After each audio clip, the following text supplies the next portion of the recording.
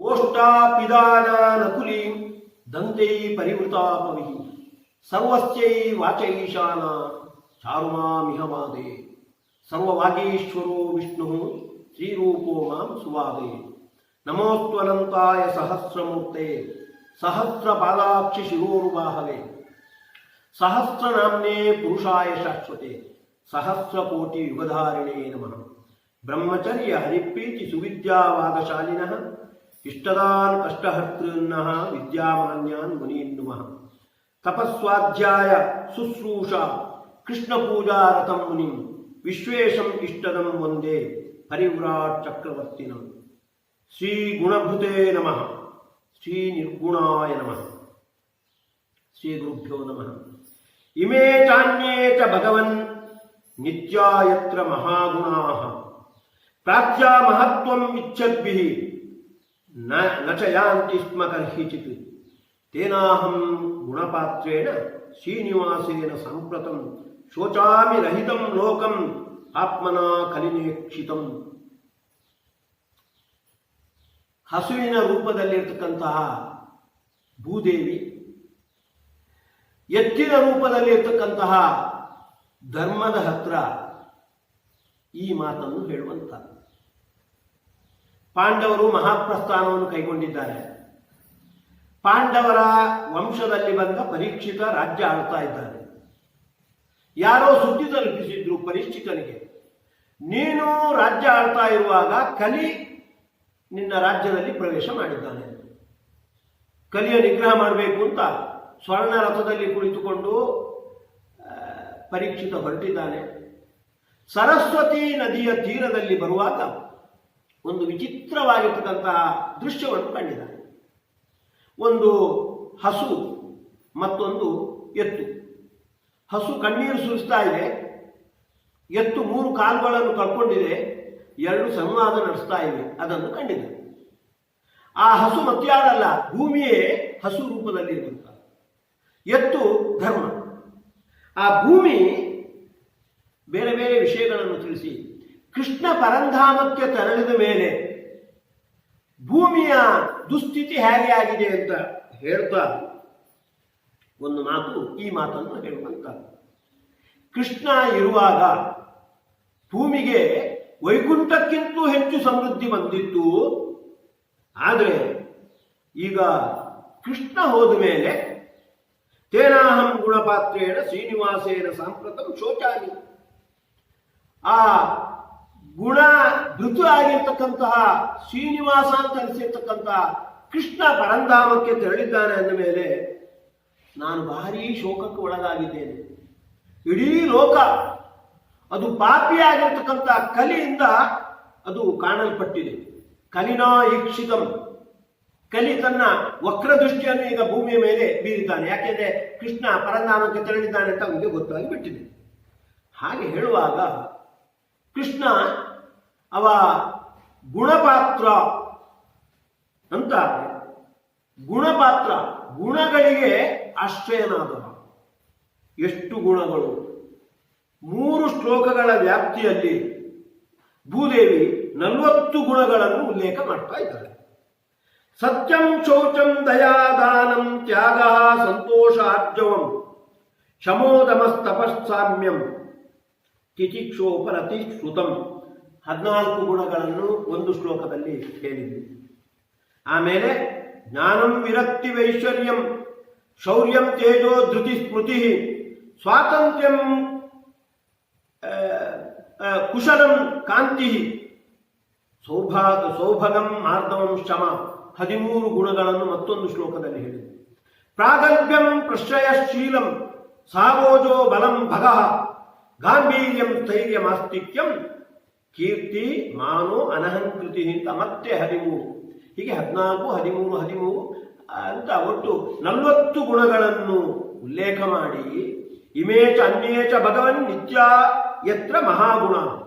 ಆ ಕೃಷ್ಣನಲ್ಲಿ ಈ 40 ಗುಣಗಳು, ಇನ್ನೂ ಕೆಲವು ಗುಣಗಳು ಕೂಡ ಯಾವತ್ತೂ ನೆಲೆಸ್ತಾ ಇದ್ದುವು.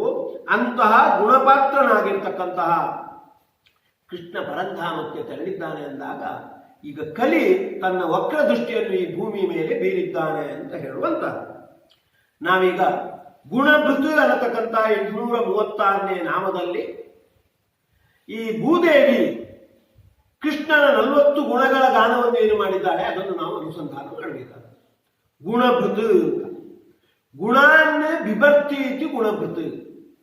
ಯಾವ ಗುಣಗಳನ್ನು, ಎಷ್ಟು ಗುಣಗಳನ್ನು ಇಲ್ಲ. ನಿರುಪಚರಿತವಾಗಿ ಗುಣ ಅಂತ ಹೇಳಿದ್ರಿಂದ ಎಲ್ಲೋ ಗುಣಗಳನ್ನು, ಅನಂತ ಸಂಖ್ಯೆಯ ಗುಣಗಳನ್ನು ಧರಿಸಿದ್ದಾನೆ ಅಂತ. ನಮ್ಮಲ್ಲಿ ಬಹುವಚನ ಬರಬೇಕಾದ್ರೆ ಸಂಸ್ಕೃತ 3 ಇದ್ರೆ ಸಾಕು ಬಹುವಚನ ಬರುವುದು. ಆದರೆ ಭಗವಂತನಲ್ಲಿ ಅನಂತ ಗುಣಗಳಿವೆ ಅನ್ನುವುದಕ್ಕೆ ಸಾಕಷ್ಟು ಪ್ರಮಾಣಗಳಿರುವುದರಿಂದಾಗಿ, ಎಲ್ಲಾ ಗುಣಗಳು ಇವೆ ಅನ್ನುವುದಕ್ಕೆ ಪ್ರಮಾಣ ಇರುವುದರಿಂದ ಗುಣ ಅಂದ್ರೆ 3 ಅಲ್ಲ, ಅನಂತಾನ್ ಗುಣಾನ್ನೇ ಸರ್ವಾನ್ ಗುಣಾನ್ನೇ ವಿಭರ್ತಿ ಗುಣಭೃತು ಅಂತ ಅದಕ್ಕೆ ಅರ್ಥ. ಅದನ್ನು ಬ್ರಹ್ಮತರ್ಕ ಸ್ಪಷ್ಟಪಡಿಸುತ್ತೆ. ಗುಣೈ ಸ್ವರೂಪಭೂತೈಸ್ತು ಗುಣ್ಯಸೋ ಹರಿರೀಶ್ವರ. ಸ್ವರೂಪಾತ್ಮಕವಾದ ಗುಣಗಳನ್ನು ಒಳಗೊಂಡದ್ರಿಂದ ಅವ ಗುಣಿ ಅಂತ ಅನಿಸಿದ್ದಾನೆ ಅಂತ.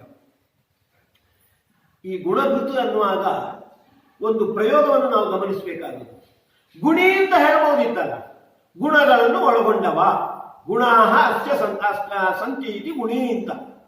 ಗುಣಭೃತು ಗುಣಗಳನ್ನು ಧರಿಸಿದವ ಅಂತ ಯಾಕೆ? ಅಲ್ಪಾಕ್ಷರೇಣ ಸಖ್ಯೇಪಿ ವಕ್ತುಂ ಬಕ್ವಶ್ಚರಂ ಯದಿ. ಗುಣಿ ಅನ್ನತಕ್ಕಂಥ 2 ಅಕ್ಷರಗಳಿಂದ ಈ ಪ್ರಮೇಯವನ್ನು ಹೇಳಿ ಬರುವಾಗ ಗುಣಭೃತು ಅಂತ 4 ಅಕ್ಷರಗಳನ್ನು ಬಳಸುವ ಉದ್ದೇಶ ಉಕ್ತಸ್ಯ ಆಧಿಕ್ಯವೇ ಮಾತ್ರ ನಿಷೇಧೆ ಅಶೇಷತೋ ಭವೇತ್ ಅಂತ ಶಬ್ದ ನಿರ್ಣಯ ಹೇಳುತ್ತೆ. ಆ ಪ್ರಮೇಯದಲ್ಲಿ, ಆ ಶಬ್ದದಿಂದ ಹೊರಡಿಸುವ ಪ್ರಮೇಯದಲ್ಲಿ ಆಧಿಕ್ಯವನ್ನು ಸೂಚಿಸುವುದು. ಏನದು ಆಧಿಕ್ಯ ಅಂದ್ರೆ, ಸಾಮಾನ್ಯವಾಗಿ ನಾವು ಭಾವಿಸುವುದು ಪರಮಾತ್ಮನಲ್ಲಿ ಎಲ್ಲ ಗುಣಗಳು ಬಂದು ನೆಲೆಸಿವೆ ಸ್ವಾಭಾವಿಕವಾಗಿ.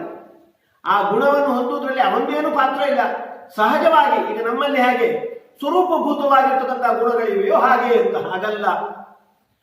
ಗುಣಾನ್ನೇ ವಿಭಕ್ತಿ, ತನ್ನ ಇಚ್ಛೆಗೆ ಅನುಗುಣವಾಗಿಯೇ ಸ್ವಾಭಾವಿಕವಾಗಿ ಆ ಗುಣಗಳು ತನ್ನಲ್ಲಿ ಬಂದು ನೆಲೆಸುವಂತೆ ಮಾಡ್ತಾನೆ.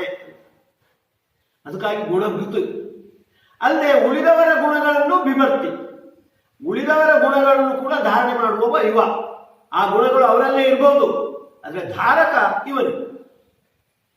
ಹಾಗಾಗಿ ಆ ಅರ್ಥವನ್ನು ಹೊರಡಿಸುವುದಕ್ಕಾಗಿ ಗುಣಭೃತು ಅಂತ, ಗುಣಿ ಅಂತ ಬಾರದೆ ಗುಣಭೃತು ಅಂತ. ಆ ಗುಣಧಾರಣೆಯಲ್ಲಿರುವ ಅವನ ವೈಶಿಷ್ಟ್ಯ, ಸ್ವತಂತ್ರವಾಗಿ ಎಲ್ಲಾ ಗುಣಗಳು, ತನ್ನ ಗುಣಗಳನ್ನು ಧರಿಸಿದ್ದಾನೆ, ಉಳಿದವರ ಗುಣವನ್ನು ಕೂಡ ಅವ ಧರಿಸಿದ್ದಾನೆ ಅಂತ ಹೀಗೆ ಇರುವಂಥದ್ದು. ಇಲ್ಲಿ ಆ ಗುಣಗಳು 40 ಗುಣಗಳು. ಅವುಗಳ ಚಿಂತನೆಯನ್ನು ಮುಂದಿನ ಪ್ರವಚನದಲ್ಲಿ ನೋಡೋಣ.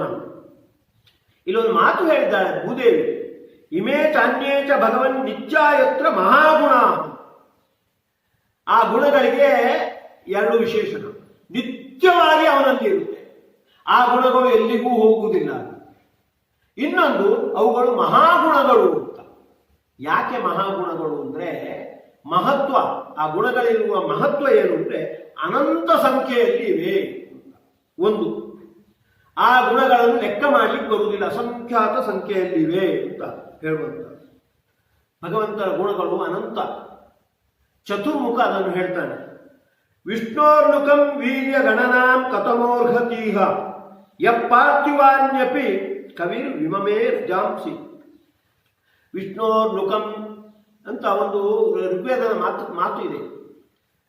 ಆ ಮಾತಿನ ಛಾಯಾನುವಾದ ಮಾಡ್ತಾ ಚತುರ್ಮುಖ ನಾರದರಿಗೆ ಹೇಳುವಂತ. ವಿಷ್ಣೋರ್ನುಕಂ ವೀರ್ಯ ಗಣನಾಂ ಕತಮೋರ್ಹತೀಹ ಯಪ್ಪಾರ್ಥಿವಾನ್ಯಪಿ ಕವಿರ್ ವಿಮಮೇ ರಜಾಂಸಿ. ಒಬ್ಬ ಜ್ಞಾನಿಯಾದವ ಭೂಮಿಯ ಮರಳುಗಳ ಕಾರಣವನ್ನು ಬೇಕಾದರೂ ಅವ ಎಣಿಸಬಲ್ಲ. ಆದರೆ ಭಗವಂತನ ಗುಣಗಳನ್ನು ಅವನಿಗೆ ಲೆಕ್ಕ ಮಾಡಲಿಕ್ಕೆ ಆಗುವುದಿಲ್ಲ. ಯಾರು ಲೆಕ್ಕ ಮಾಡ್ತಾರೆ? ನಾಂತಂ ವಿಧಾಮ್ಯಹಮಮಿ ಮುನಯ ಪ್ರಜೇಶಾಹ. ನಾನು ಪ್ರಜೆಗಳಲ್ಲೆಲ್ಲ ಶ್ರೇಷ್ಠನಾದವ, ನನಗೇ ಲೆಕ್ಕ ಮಾಡ್ಲಿಕ್ಕೆ ಬರುವುದಿಲ್ಲ. ಬೇಡ, ಈ ಋಷಿಗಳೆಲ್ಲ ಇದ್ದಾರೆ, ಅವರಿಗೂ ಲೆಕ್ಕ ಮಾಡ್ಲಿಕ್ಕೆ ಬರುವುದಿಲ್ಲ. ಪ್ರಜಾಪತಿಗಳಿಗೆ ಎಲ್ಲರೂ ಯಾರಿಗೂ ಲೆಕ್ಕ ಮಾಡ್ಲಿಕ್ಕೆ ಬರುವುದಿಲ್ಲ. ಮಾಯಾಪರಸ್ಯ ಪುರುಷಸ್ಯ ಕುತೋಪರೇ. ನಮಗೇ ಲೆಕ್ಕ ಮಾಡ್ಲಿಕ್ಕೆ ಆಗುವುದಿಲ್ಲ ಅಂದಮೇಲೆ ಉಳಿದವರ ಪಾಡೇನು? ಅವರಿಗೆ ಅದನ್ನು ಪೂರ್ತಿ ಲೆಕ್ಕ ಮಾಡ್ಲಿಕ್ಕೆ ಬರುವುದೇ ಇಲ್ಲ. ಇನ್ನೂ ಒಂದು ಮಾತು ಹೇಳ್ತೇನೆ ನೋಡು ನಾರದ. ಗಾಯನ್ ಗುಣಾನ್ ದಶಶತಾನನ ಆದಿದೇವ ಶೇಷೋಧುನಾಪಿ ಸಮವಸ್ಯತಿ ನಾಸ್ಯ ಪಾಪ. ನಾವೆಲ್ಲ ಒಂದೊಂದೇ ಬಾಯಿ. ಶೇಷ ಅವ ಎಷ್ಟು ಅಂದ್ರೆ 10,000 ಹೆಡೆಗಳನ್ನು ಒಳಗೊಂಡವ. ಅವನಿಗೆ 10,000 ಬಾಯಿಗಳಿವೆ. ಆ 10,000 ಬಾಯಿಗಳಿಂದ ಕೂಡ ಭಗವಂತನ ಗುಣಗಾನ ಮಾಡ್ತಾ ಇದ್ದಾನೆ. ಗಾಯನ್ ಗುಣಾನ್ ದಶಶತಾನನ ಆದಿದೇವ ಶೇಷು ಅಧುನಾಪಿ ಸಮವಸ್ಯತಿ ನಾಸ್ಯ ಪಾಲು. ಅಷ್ಟು ಗುಣಗಾನ ಮಾಡ್ತಾ ಇದ್ರು ಕೂಡ ಭಗವಂತನ ಗುಣವನ್ನು ಇನ್ನೂ ಲೆಕ್ಕ ಮಾಡಿ ಮುಗಿಸ್ಲಿಕ್ಕೆ ಆಗಿಲ್ಲ. ಇದನ್ನೇ ಆಚಾರ್ಯರು ದ್ವಾದಶ ಸ್ತೋತ್ರದಲ್ಲಿ ಹೇಳುವಂತ ಸಂತತಂ ಚಿಂತೆಯೇನಂತಂ ಅಂತಕಾಲೇ ವಿಶೇಷತ ಅಂತ ಹೇಳಿ ನೈವೋದಾಪು ಗೃಣಂತೋಂತಂ ಯದ್ಗುಣಾನ ಅಜಾದಯ. ಬ್ರಹ್ಮಾದಿಗಳು ಭಗವಂತನ ಗುಣವನ್ನು ಲೆಕ್ಕ ಮಾಡಲಿಕ್ಕೆ ಹೋದ್ರು ಕೂಡ ಅವರಿಗೆ ಅಂತವನ್ನು ಹೊಂದಲಿಕ್ಕೆ ಆಗಿಲ್ಲ ಅಂತ ಅದು ಹೇಳಿದ್ದು ಈ ಭಾಗವತದ ಈ ಮಾತಿನ ಆಧಾರದ ಹಿನ್ನೆಲೆಯಲ್ಲಿ ಚತುರ್ಮುಖರೇ ನಾರದರಿಗೆ ಹೇಳುವಂತ. ಹಾಗಾಗಿ ಮಹಾಗುಣ ಅಂದಾಗ ಭಗವಂತನ ಗುಣದಲ್ಲಿ ಅನಂತತ್ವ, ಲೆಕ್ಕ ಮಾಡಲಿಕ್ಕೆ ಆಗದೇ ಇರತಕ್ಕಂಥ ಅನಂತತ್ವ ಅನ್ನುವ ಒಂದು ಮಹತ್ವ ಇದೆ ಅಂತ ತಿಳ್ಕೊಳ್ಬೇಕಾದ್ರೆ. ಇಷ್ಟು ಮಾತ್ರ ಅಲ್ಲ, ಆ ಅನಂತ ಗುಣಗಳಲ್ಲಿ ಒಂದೊಂದು ಗುಣವೂ ಕೂಡ ಮತ್ತೆ ಅನಂತವಾದದ್ದು. ಅದನ್ನು ಆಚಾರ್ಯರು ತಂತ್ರ ಭಾಗವತದ ಮೂಲಕ ಸ್ಪಷ್ಟಪಡಿಸ್ತಾ ಇದ್ದಾರೆ. ಪ್ರತ್ಯೇಕಶೋ ಗುಣಾನ ಅಂತೂ ನಿಸ್ಸೀಮತ್ವ ಉದೀರ್ಯತೆ ಅನಂತತ್ವಂಚ. ಪ್ರತ್ಯೇಕವಾಗಿ ಒಂದೊಂದು ಕೂಡ ನಿಸ್ಸೀಮ, ಅದಕ್ಕೆ ಒಂದು ಕೊನೆಯ ಗಡು ಇಲ್ಲ, ಅನಂತವಾಗಿ. ಜ್ಞಾನವೂ ಅನಂತ, ಭಕ್ತವಾತ್ಸಲ್ಯವೂ ಅನಂತ, ಸೌಂದರ್ಯವೂ ಅನಂತ, ಹೀಗೆ ಅನಂತ ಗುಣವನ್ನು ಅನಂತತ್ವಂಚ ಗುಣತಸ್ಥೆ ಚ ಅನಂತ ಹಿ ಸಂಖ್ಯೆ, ಸಂಖ್ಯೆಯಿಂದ ಅನಂತ ಗುಣಗಳನ್ನು ಹೊಂದಿರುವಂತ. ಅಥವಾ ಅನಂತ ಗುಣೋ ವಿಷ್ಣು ಗುಣಾನಂತ ಏವಚ ಅಂತ. ಅನಂತ ಸಂಖ್ಯೆಯ ಗುಣ, ಆ ಗುಣಗಳಲ್ಲಿ ಒಂದೊಂದು ಕೂಡ ಅನಂತ, ಅಂದ್ರೆ ಅವಧಿ ಇಲ್ಲದಷ್ಟು ಆ ಗುಣವನ್ನು ಹೊಂದಿರುವವ. ಹಾಗಾಗಿ ಅವ ಮಹಾಗುಣ ಅಂತ ಆಗಿದ್ದಾನೆ. ಇನ್ನೂ ಒಂದು 4 ವೈಶಿಷ್ಟ್ಯ ಇವೆ ಅವನ ಗುಣದಲ್ಲಿ. ಒಂದು ಅಧಿಕರಣವೇ ಹೊರಟಿದೆ ಬ್ರಹ್ಮಸೂತ್ರದಲ್ಲಿ. ಆ ಅಧಿಕರಣದ ಉದ್ದೇಶ ಏನು ಅಂದ್ರೆ ಭಗವಂತನ ಗುಣಗಳ ವೈಶಿಷ್ಟ್ಯ ಏನು ಅಂತ ತಿಳಿಸುವಂತ. ಅದರಲ್ಲಿ ಸಾಮಾನ್ಯವಾಗಿ ಜ್ಞಾನದ ವೈಶಿಷ್ಟ್ಯವನ್ನು ತಿಳಿಸ್ತಾರೆ, ಪರಾನಂದ ಅಧಿಕರಣ ಅಂತ. ಆದರೆ ಬರೀ ಆನಂದ ಮಾತ್ರ, ಆನಂದವನ್ನು ಉಪಲಕ್ಷಣವಾಗಿಟ್ಟುಕೊಂಡು ಭಗವಂತನ ಎಲ್ಲ ಗುಣಗಳನ್ನು ತಿಳಿಸುವಂತ. ಅದು ಸೂತ್ರ ಹೀಗಿದೆ ನೋಡಿ: ಪರಮತ ಸೇತೂನ್ಮಾನ ಸಂಬಂಧ ಭೇದ ವ್ಯಪದೇಶೇಭ್ಯ. ಪರಂ ಭಗವಂತನ ಗುಣ ಅದು ವಿಲಕ್ಷಣವಾಗುವುದು. ಬರೇ ಆನಂದ ಮಾತ್ರ ಅಲ್ಲ, ಎಲ್ಲ ಗುಣಗಳು ಕೂಡ ವಿಲಕ್ಷಣವಾಗುವುದು. ಯಾಕೆ ಅಂದರೆ ಅದು ಸೇತು ಆಗಿದೆ. ಏಷ ಸೇತು ವಿಧೃತಿ ಇತ್ಯಾದಿ ಪ್ರಮಾಣವನ್ನು ಉಲ್ಲೇಖ ಮಾಡಿ ಉಳಿದೆಲ್ಲ ಆನಂದಗಳಿಗೆ, ಉಳಿದೆಲ್ಲ ಗುಣಗಳಿಗೆ ಭಗವಂತನ ಆನಂದ, ಭಗವಂತನ ಗುಣಗಳು ಆಧಾರವಾಗಿರುವಂತ. ಬೃಹದಾರಣ್ಯಕೋಪನಿಷತ್ತು ಹೇಳುತ್ತೆ, ಭಗವಂತನ ಗುಣ ಅದು ಬಿಂಬ ರೂಪದಲ್ಲಿರುವಂತ. ಅದರ ಪ್ರತಿಬಿಂಬ ರೂಪದಲ್ಲಿ ಲಕ್ಷ್ಮೀದೇವಿ ಆನಂದವನ್ನು ಅನುಭವಿಸ್ತಾಳೆ. ಲಕ್ಷ್ಮೀದೇವಿ ಆನಂದ ಮತ್ತೆ ಉಳಿದ ಗುಣಗಳ ಪ್ರತಿಬಿಂಬವನ್ನು ಉಳಿದ ದೇವತೆಗಳು, ಬ್ರಹ್ಮಾದಿ ದೇವತೆಗಳು ಅನುಭವಿಸುವಂತ. ಹಾಗೆ ಭಗವಂತನ ಆನಂದ ಮತ್ತು ಗುಣಗಳೆಲ್ಲ ಉಳಿದ ಗುಣಗಳಿಗೆ ಸೇತು, ಆಧಾರವಾಗಿವೆ. ಹಾಗಾಗಿ ಅದೊಂದು ಮಹತ್ವ. ಹಾಗೇನೆ ಉನ್ಮಾನ, ಯಥೋ ವಾಚೋ ನಿವರ್ತಂತೆ ಅಪ್ರಾಪ್ಯ ಮನಸಾ ಸಹ ಅಂತ ಹೇಳಿದ ಹಾಗೆ ಆನಂದ ಭಗವಂತನ ಮಾತಿಗೆ, ಉಳಿದವರ ಮಾತಿಗೆ, ಮನಸ್ಸಿಗೆ ಎಟಕದೇ ಇರತಕ್ಕಂಥ ಆನಂದ. ಬರೀ ಆನಂದ ಮಾತ್ರ ಅಲ್ಲ, ಎಲ್ಲ ಗುಣಗಳು ಕೂಡ. ಹಾಗಾಗಿ ಉನ್ಮಾನವಾಗಿರುವುದರಿಂದ, ಮಾನವನ್ನು ಅತಿಕ್ರಮಿಸಿರುವುದರಿಂದ ಕೂಡ ಅದು ಮಹತ್ವಪೂರ್ಣವಾದದ್ದು. ಹಾಗೇನೆ ಏಷಸ್ಯೈವ ಆನಂದಸ್ಯ ಅನ್ಯಾನಿ ಮಾತ್ರ ಉಪಜೀವಂತಿ ಅಂತ ಇರುವುದರಿಂದ ಉಳಿದೆಲ್ಲ ಆನಂದಗಳು, ಉಳಿದೆಲ್ಲ ಆನಂದ, ಉಳಿದ ಗುಣಗಳು ಭಗವಂತನ ಆನಂದದ ಗುಣಗಳ ಪ್ರತಿಬಿಂಬ ಆಗಿರುವುದರಿಂದ ಬಿಂಬ ಪ್ರತಿಬಿಂಬ ಭಾವ ಸಂಬಂಧ ಇದೆ. ಹಾಗೇನೆ ಅದು ಅನ್ಯಜ್ಞಾನಂ ಅನ್ಯತ್ ಜೀವಾನಾಂ ಅನ್ಯಜ್ಞಾನಂ ಪರಸ್ಯಚ. ಜೀವರ ಆನಂದವೇ ಬೇರೆ, ಅವರ ಆನಂದವೇ ಬೇರೆ. ಹಾಗಾಗಿ ಅದು ವಿಲಕ್ಷಣವಾಗಿರುವಂಥದ್ದು. ನಮಗೆ ಭಗವಂತನ ಗುಣಗಳನ್ನು ಹೇಳಲಿಕ್ಕೆ ಬೇರೆ ಶಬ್ದಗಳ ಸೌಲಭ್ಯ ಇಲ್ಲದೆ ಇರುವುದರಿಂದ ಆ ಶಬ್ದದಿಂದ ನಾವು ಕರೀತೇವೆ ಹೊರತು, ಅವನಲ್ಲಿ ಇರ್ತಕ್ಕಂಥ ಆನಂದಗಳೆಲ್ಲ ಬೇರೆ, ಆನಂದ ಜ್ಞಾನ ಇದೆಲ್ಲ ಬೇರೆ ಆಗಿರುವಂತಹದ್ದು ಅಂತ ಪರಮತ ಸೇತು ಪರಂ ಅತಃ ಸೇತುನ್ಮಾನ ಸಂಬಂಧ ಭೇದ ವ್ಯಪದೇಶೇಭ್ಯ ಅನ್ನತಕ್ಕಂತಹ ಸೂತ್ರ ತಿಳಿಸ್ತಾ ಇದೆ. ಅಲ್ಲಿ ಹೇಳಿರ್ತಕ್ಕಂತಹ ಏನು 4-5 ಹೇತುಗಳೇನಿವೆ ಅವುಗಳನ್ನು ಇಟ್ಟುಕೊಂಡು ಅವನ ಮಹತ್ವ, ಆ ಗುಣಗಳಲ್ಲಿರುವ ಮಹತ್ವವನ್ನು ನಾವು ಚಿಂತನೆ ಮಾಡಬೇಕಾದದ್ದು. ಮತ್ತೊಂದು ಅಲ್ಲಿ ಹೇಳಿರುವಂಥ ನಚಯಾಂತಿ ಸ್ಮ ಕರಿಹಿಚಿತು. ಆ ಭಗವಂತನ ಗುಣಗಳು ಎಂದೂ ಎಲ್ಲಿಗೂ ಹೋಗುವುದಿಲ್ಲ. ಯಾಕೆಂದರೆ ಅದು ಅವನ ಸ್ವರೂಪಾತ್ಮಕವಾದದ್ದು. ಲಕ್ಷ್ಮೀದೇವಿ ಸಮುದ್ರ ಮಥನ ನಡೆದಾಗ ಆವಿರ್ಭೂತಳಾಗಿ ಭಗವಂತನನ್ನೇ ತನ್ನ ಪತಿಯಿಂದ ವರ್ಣನೆ ಮಾಡ್ತಾಳೆ. ವರ್ಣನೆ ಮಾಡುವಾಗ ಅವಳು ಕಂಡುಕೊಂಡಿರ್ತಕ್ಕಂತಹ ಭಗವಂತನಿರುವ ಹೆಗ್ಗಳಿಕೆ ಯಾವುದು ಅಂದರೆ, ಏವಂ ವಿಮೃಶ್ಯ ಅವ್ಯಭಿಚಾರಿ ಸದ್ಗುಣಂ ಪರಂ ನಿಜೈಕಾಶ್ರಯಿ ಸದ್ಗುಣಾಶ್ರಯ. ಭಗವಂತನಲ್ಲಿ ಗುಣಗಳಿವೆ. ಆ ಗುಣಗಳ ವೈಶಿಷ್ಟ್ಯ ಏನು ಅಂದರೆ ಅದು ಅವ್ಯಭಿಚಾರಿ ಗುಣ. ಇವತ್ತಿದೆ ನಾಳೆ ಇಲ್ಲ ಅಂತ ಆಗುವುದಿಲ್ಲ, ಅಥವಾ ಇನ್ನೊಬ್ಬರ ಹತ್ರ ಅದು ಹೋಗುವುದಿಲ್ಲ, ಅವನಲ್ಲೇ ಇರುವುದು. ಈ ಭೂದೇವಿ ಏನು ಹೇಳಿದ್ದಾರೆ, ನಚಯಾಂತಿ ಸ್ಮ ಕರ್ಷಿತ್, ಅದು ಎಂದೂ ಹೋಗುವುದಿಲ್ಲ, ಇನ್ನೊಬ್ಬರ ಹತ್ರ ಹೋಗುವುದಿಲ್ಲ. ಅದನ್ನೇ ನಿಜೈಕಾಶ್ರಯಿ ಸದ್ಗುಣ, ತನ್ನನ್ನೇ ಆಶ್ರಯಿಸಿಕೊಂಡಿರುವಂತಹದ್ದು ಅವ್ಯಭಿಚಾರಿಯಾಗಿರ್ತಕ್ಕಂತಹ ಗುಣ ಅಂತ. ವವ್ರೇ ವರಂ ಸರ್ವಗುಣೈರಪೇಕ್ಷಿತಂ ರಮಾ ಮುಕುಂದಂ ನಿರಪೇಕ್ಷ ಮೀಕ್ಷಿತಂ. ಎಲ್ಲಾ ಗುಣಗಳು ಕೂಡ ಭಗವಂತನ ಹತ್ರ ಹೋಗಬೇಕು ಅಂತ ಅಪೇಕ್ಷೆ ಪಡ್ತಾ ಇವೆ ಅಂತ, ಅಷ್ಟು ಗುಣಗಳಿಂದ ಕೂಡಿದವನಾಗಿದ್ದಾನೆ ಅಂತ ಅದನ್ನು ನಾವು ಗುಣಭೃತು ಅನ್ನತಕ್ಕಂತಹ ನಾಮದಿಂದ ಚಿಂತನೆ ಮಾಡಬೇಕು. ಅಲ್ಲಿ ಬರೇ ಗುಣ ಅಂತ ಇರುವುದು, ಆದರೆ ಅವುಗಳು ಅನಂತವಾಗಿರುವವುಗಳು, ಮಹತ್ವಪೂರ್ಣವಾಗಿರುವವುಗಳು, ಅಂತಹ ಗುಣಗಳನ್ನು ಒಳಗೊಂಡವ ಅಂತ. ಹಾಗೆ ಗುಣಂ ಭಾರಯತಿ, ಉಳಿದವರು ಹೊಂದುವಂತೆ ಗುಣಗಳನ್ನು ಅವರವರ ಯೋಗ್ಯತೆಗೆ ಹೊಂದುವಂತೆ ಅನುಗುಣವಾಗಿ ಹೊಂದುವಂತೆ ಮಾಡುವವ ಅಂತ. ಹೀಗೆ ಗುಣಭೃತ ಆಗಿರುವುದಿಲ್ಲೇನೆ ಅವ ನಿರ್ಗುಣ. ನಿರ್ಗುಣ ಅಂದರೆ ಸತ್ವರಜಸ್ತಮೋ ಗುಣಗಳು ಇಲ್ಲ. ಸತ್ವರಜಸ್ತಮೋ ಗುಣಗಳು, ಪ್ರಕೃತಿಯ ಸತ್ವರಜಸ್ತಮೋ ಗುಣಗಳೇ ನಮ್ಮ ದೋಷಗಳಿಗೆಲ್ಲ ಕಾರಣ. ಆ ಗುಣಗಳಿಂದ ದೂರನಾದವ. ಅದಕ್ಕಾಗಿ ಮಹಾಭಾರತದ ಮಂಗಲಾಚರಣೆಯಲ್ಲಿ ಹೇಳ್ತಾರೆ, ತ್ರೈಗುಣ್ಯವರ್ಜಿತ ವಜಂ ಅಂತ ಹೇಳ್ತಾರೆ. ಅವ ತ್ರೈಗುಣ್ಯವರ್ಜಿತ, 3 ಗುಣಗಳ ಪ್ರಭಾವಕ್ಕೆ ಒಳಗಾಗದವ, ಹಾಗಾಗಿ ಅವ ನಿರ್ದುಷ್ಟ. ಅವನ ನಿರ್ದೋಷತ್ವವನ್ನು ಹೇಳಲಿಕ್ಕೆ ತ್ರೈಗುಣ್ಯವರ್ಜಿತ ಅಂತ ಮಹಾಭಾರತದ ಮಂಗಲಾಚರಣೆಯಲ್ಲಿ ಹೇಳ್ತಾರೆ. ಅದರಂತೆ ಭಗವಂತ ನಿರ್ಗುಣ, ದೋಷಕ್ಕೆ ಕಾರಣವಾಗಿರ್ತಕ್ಕಂಥ ರಜೋ ತಮಸ್ಸು ಅಥವಾ ಸತ್ವ ಅದು ಅವನಲ್ಲಿ ಇಲ್ಲ. ಹಾಗಾಗಿ ಯಾವುದೇ ದೋಷಗಳು ಇಲ್ಲ. ಅದನ್ನು ಭೂದೇವಿ ಹೇಗೆ ಹೇಳ್ತಾಳೆ ಅಂದರೆ, ಅವ ಗುಣಪೂರ್ಣನಾಗಿರುವುದೇನೆ ಅವ ನಿರ್ಗುಣ, ಅವ ದೋಷ ದೂರ. ಯದಧೀನ ಗುಣ ಸರ್ವೇ ದೋಷ ಅಪಿ ಸರ್ವಶಃ ಕಥಂ ತಸ್ಯ ಗುಣ ನಸ್ಯು ದೋಷಾಶ್ಚ ಕಥಂ ಪುನಃ. ಗುಣ ಮತ್ತು ದೋಷಗಳು ಅವನಿಗೆ ಅಧೀನ ಅಂದ ಮೇಲೆ ಅವನಲ್ಲಿ ಎಲ್ಲ ಗುಣಗಳು ಬಂದೇ ಇರುತ್ತೆ, ಎಲ್ಲ ದೋಷಗಳು ಹೋಗೇ ಹೋಗುತ್ತೆ ಅಂತ ಹೀಗೆ ಇರುವಂತಹದ್ದು. ಅದಕ್ಕಾಗಿ ಹೇಳುವಾಗ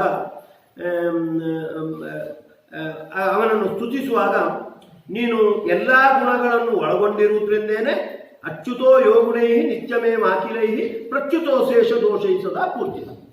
ನೀನು ಗುಣಗಳಿಂದ ಅಚ್ಯುತನಾಗಿರುವುದರಿಂದೇನೆ ಎಲ್ಲ ದೋಷಗಳಿಂದ ದೂರನಾಗಿದ್ದಿ. ಜ್ಞಾನ ಉಳ್ಳವನಾದುದರಿಂದೇನೆ ಅಜ್ಞಾನ ಇಲ್ಲ, ಸೌಂದರ್ಯ ಇರುವುದರಿಂದೇನೆ ಅಸೌಂದರ್ಯ ಇಲ್ಲ. ಹೀಗೆ ಗುಣಗಳಿಂದ ಪೂರ್ಣನಾಗಿರುವುದರಿಂದಲೇ ದೋಷಗಳು ಇಲ್ಲ. ಶ್ರೀಯಪ್ಪತ್ತೇ ನಿತ್ಯ ಗಣಿತ ಗುಣಮಾಣಿಕ್ಯ ವಿಷದ ಪ್ರಭಾಜಾಲೋಲ್ಲಾಸೋಪಹತ ಸಕಲಾವದ್ಯ ತಮಸೆ ಅಂತ ಟೀಕಾಚಾರ್ಯರು ಶ್ರೀಮನ್ಯಾಯಸುಧಾದ ಮಂಗಳ ಪದ್ಯದಲ್ಲಿ ಹೇಳಿದ್ದಾರೆ.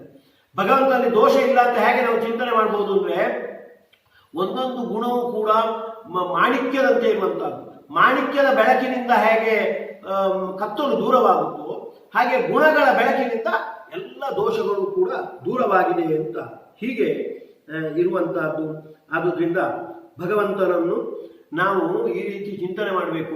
ಇವಳೇ ಹೇಳ್ತಾಳೆ ಭೂದೇವಿ, ಪ್ರಾಚ್ಯಂ ಮಹತ್ವಂ ಇಚ್ಛದ್ಭಿ. ನಿಮಗೆ ಆ ಮಹತ್ವ ಬರಬೇಕಾ, ಗುಣಪ್ರಯುಕ್ತವಾದ ಮಹತ್ವ ಬರಬೇಕಾಗಿದ್ರೆ ಭಗವಂತನನ್ನ ಈ ಗುಣಗಳನ್ನು ನೀವು ಚಿಂತನೆ ಮಾಡಿ. ತಮ್ ಯಥಾ ಯಥಾ ಉಪಾಸತೆ ತದೇವ ಭವತಿ ಅಂತ. ಅವನ ಗುಣಗಳು ನಿಮ್ಮಲ್ಲಿ ಬರ್ಲಿಕ್ಕೆ ಸಾಧ್ಯ ಇಲ್ಲ. ಆ ಗುಣಗಳಿಗೆ ಸದೃಶವಾದ ಕೆಲವು ನಿಮ್ಮ ಯೋಗ್ಯತೆಗೆ ತಕ್ಕಂತೆ ಗುಣಗಳು ಬರ್ಬೋದು, ಗುಣಪ್ರಯುಕ್ತವಾದ ಮಹತ್ವ ಬರ್ಬೋದು. ಹಾಗೆ ಮಾಡಬೇಕಾಗಿದ್ರೆ ಭಗವಂತನನ್ನು ಗುಣಭೃತ ನಿರ್ಗುಣ, ಗುಣಗಳಿಂದ ಒಳಗೊಂಡವ, ಸದ್ಗುಣಗಳಿಂದ ಒಳಗೊಂಡವ, ಯಾವುದೇ ದೋಷ ಇಲ್ಲದವ ಅಂತ ನಾವು ಚಿಂತನೆ ಮಾಡಿ ಗುಣಭೃತೇ ನಮಃ ನಿರ್ಗುಣಾಯ ನಮಃ ಅಂತ ಭಗವಂತನನ್ನು ಮತ್ತೆ ಮತ್ತೆ ಸ್ತುತಿಸ್ತಾ ಅವನ ಅನುಗ್ರಹಕ್ಕೆ ಪಾತ್ರರಾಗೋಣ. ಯಸ್ ಸರ್ವಗುಣ ಸಂಪೂರ್ಣ ಸರ್ವದೋಷ ವಿವರ್ಜಿತ ಪ್ರಿಯತಾಂ ಪ್ರೀತೇವಾಲಂ ವಿಷ್ಣುರ್ಮೇ ಪರಮಸ್ವರತು. ನಾಹಂ ಕರ್ತ ಹರಿಕರ್ತ ತತ್ಪೂಜಾ ಕರ್ಮಚಾಕಿಲಂ ತಥಾಪಿ ಮತ್ಕೃತಾ ಪೂಜಾ ತತ್ಪ್ರಸಾದೇನ ನಾನ್ಯಥಾ ತದ್ಭಕ್ತಿ ತತ್ಫಲಂ ಮತ್ಯಂ ತತ್ಪ್ರಸಾದ ಪುನಃ ಪುನಃ ಕರ್ಮನ್ಯಾಸೋ ಹರಾವೇವ ವಿಷ್ಣು ತೃಪ್ತಿಕರಸ್ಸದ. ಶ್ರೀಕೃಷ್ಣಾರ್ಪಣಮಸ್ತು, ಶ್ರೀಕೃಷ್ಣಾರ್ಪಣಮಸ್ತು, ಶ್ರೀಕೃಷ್ಣಾರ್ಪಣಮಸ್ತು. ಲೋಕಾ ಸಮಸ್ತಾ ಸುಖಿನೋ ಭವಂತು.